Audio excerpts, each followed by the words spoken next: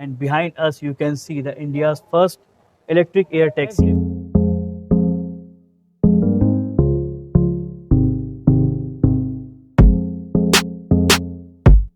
Go up, and as if you can see inside, it can carry about two passengers.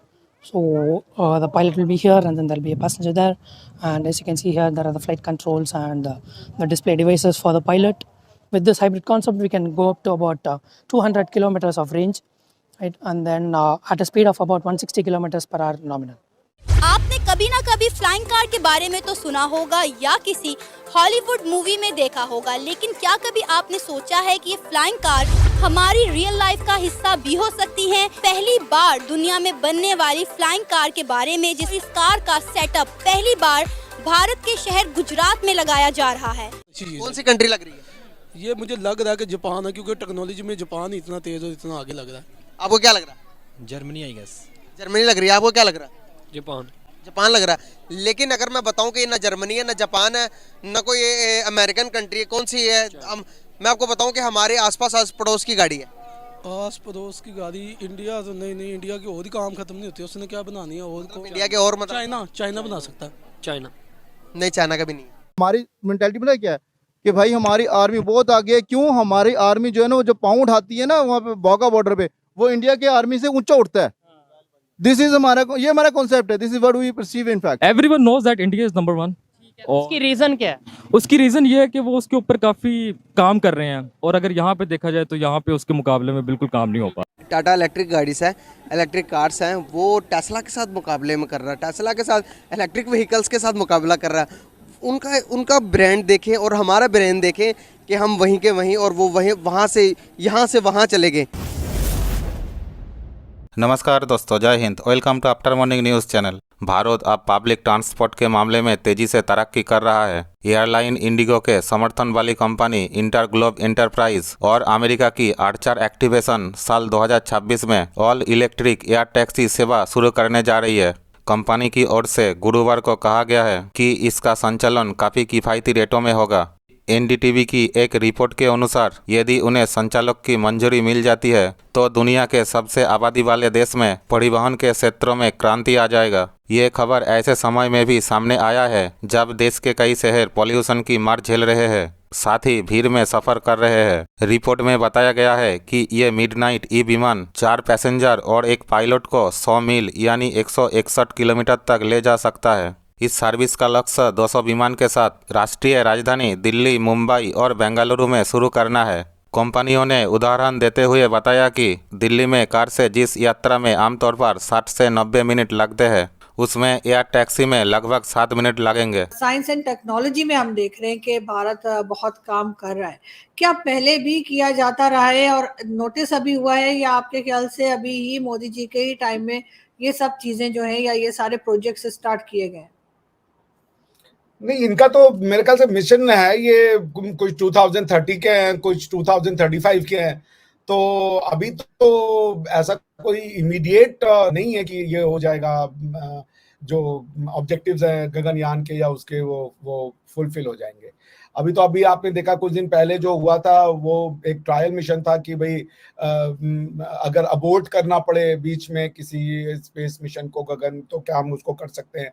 But Gaganyaan mission तो जो main है कि ये एक मतलब दिस प्रोजेक्ट अगर मैं आपको पढ़ दूं, जो इसरो इसको कहता है, बेस्ट वे में उन्होंने डिफाइन किया है कि Gaganyaan project envisages demonstration of human space flight capability by launching crew of 3 members to an orbit of 400 kilometers for 3 days mission and bring them back safely to Earth by landing in Indian sea waters. So इसका मतलब ये है कि जो गगनयान है project है उसका purpose ये है, जब ये सारे टेस्ट हो जाएंगे और मेरे ख्याल से 3 से 4 साल बाद जब इसका सारे टेस्ट क्लियर करने के बाद इनको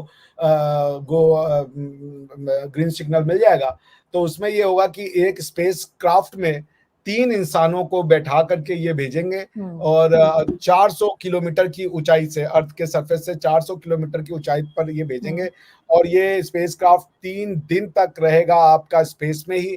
3 दिन बाद ये स्पेस से वापस आएगा और स्पेस से वापस आएगा तो इंडियन ओशन के किसी इलाके में गिरेगा और उसके बाद वहां से फिर इन जो हमारे ये एस्ट्रोनॉट्स होंगे उनको बुलाया जाएगा। So this is all in all about Gaganyaan. उसके बाद है इंडिया का स्पेस स्टेशन का मिशन है कि इंडिया एक अपना इंटरनेशनल स्पेस स्टेशन लॉन्च करेगा या एस्टैब्लिश करेगा स्पेस में। फिर उसके बाद फाइनली है लूनर मैन मिशन। सो दो तरह के मैन मिशन है, इनको लोगों को अलग अलग समझना चाहिए। लूनर मैन मिशन मतलब चांद पे आदमी उतरे, वो एक अलग मिशन है। और ये जो गगनयान है, इस पे चांद पे नहीं जाना है। गगनयान जो है आपको स्पेस में भेजेगा, स्पेस क्राफ्ट को। क्योंकि जैसे हम देखें, ये जो हमारी हवाई जहाज है, ये एक पर्टिकुलर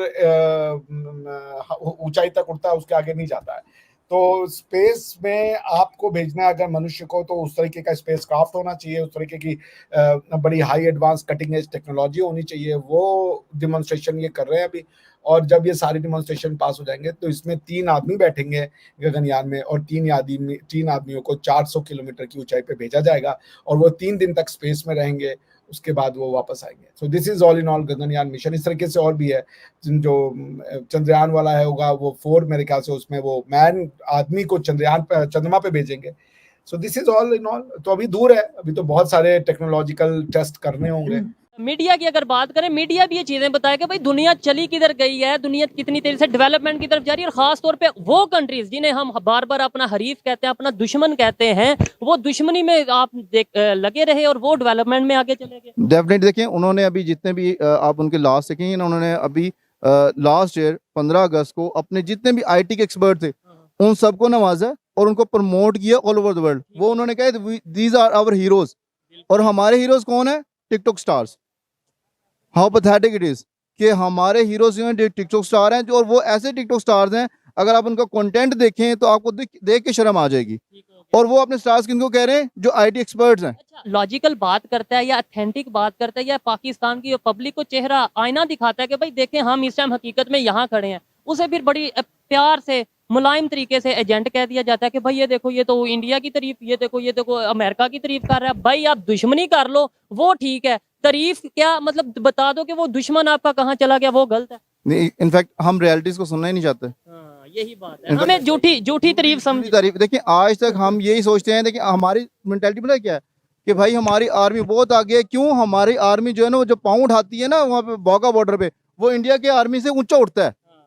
दिस इज ये हमारा कॉन्सेप्ट है। This is what we perceive in fact. तो ये हमारा कॉन्सेप्ट है। हम हकीकत जज्बाती से लोग हैं। हम ये हकीकत सुनना ही नहीं चाहते कि उसने जो हमसे टेक्नोलॉजी, वो नासा, हम देखें इस टाइम जो अगर आप इंटरनेशनल प्रोग्राम में देखें ना, आपकी इन्फॉर्मेशन सिक्योर ही नहीं है, क्योंकि आपकी एक भी सैटेलाइट आपने खुद लॉन्च नहीं की है। इंडिया वालों ने की है, उनकी सारी इन्फॉर्मेशन सिक्योर है। वो अपना तमाम इंटरनेट डाटा को सिक्योर कर सकते हैं, हम नहीं कर सकते, because we are dependent on China. हमने एक ही सैटेलाइट भेजी है, वो चाइना के साथ मिलकर, और वो भी सारी इन्फॉर्मेशन शेयर्ड है फिर चाइना। आपकी कोई इन्फॉर्मेशन सिक्योर नहीं है।